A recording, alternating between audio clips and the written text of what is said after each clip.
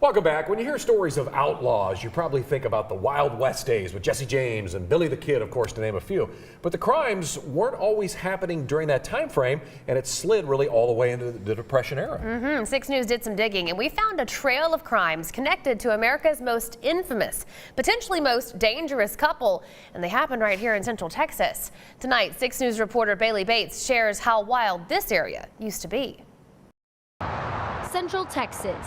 It's always been a busy, well-traveled place. But as some remember, the traffic coming through hasn't always been friendly. Well, you had a major cattle trail that ran through here, the Chisholm Trail. And with that, you brought a lot of cowboys, and cowboys like to spend their money, and they get into saloons, and saloons were quite frequent.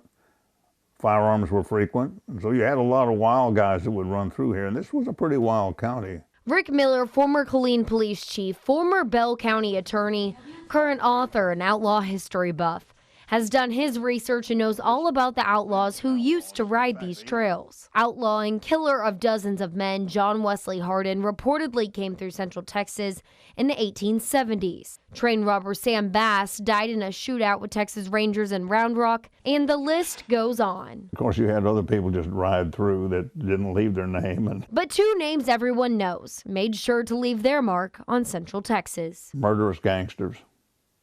There was nothing redeeming about them at all. Clyde Barrow and Bonnie Parker, the notorious criminal duo, reportedly pulled off several different crimes in Central Texas. Clyde was busted for car thefts and burglaries in Waco in 1930.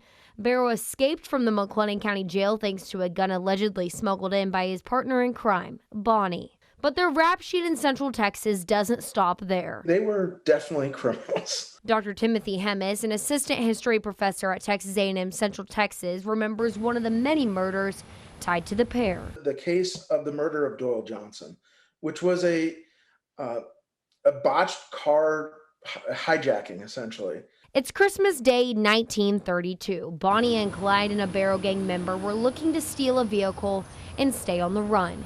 That's where they found Doyle Johnson's new car on 13th Street in Temple. According to the story, Doyle Johnson, who's a 27-year-old grocer, wakes up and goes out to confront this carjacker, this car thief.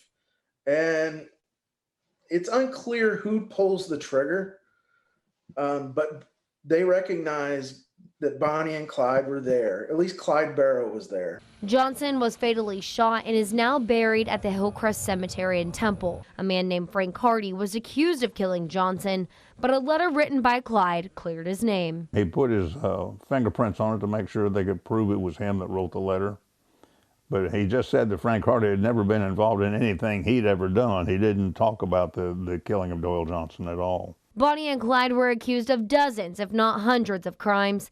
It's a crime spree that Hemis says changed law enforcement in America. Bonnie and Clyde really did, they were part of a larger movement of outlaws that were rebelling and trying to resist. And you start to see, the increase of the FBI and, those are definitely shaping the United States.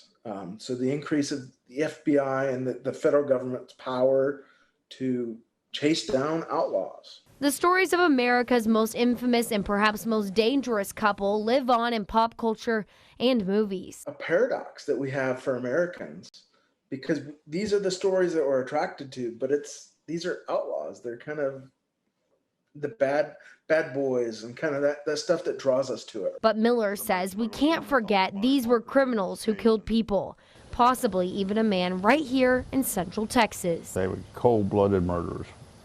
They deserved the ending that they got, and there was a lot of question about how that came about.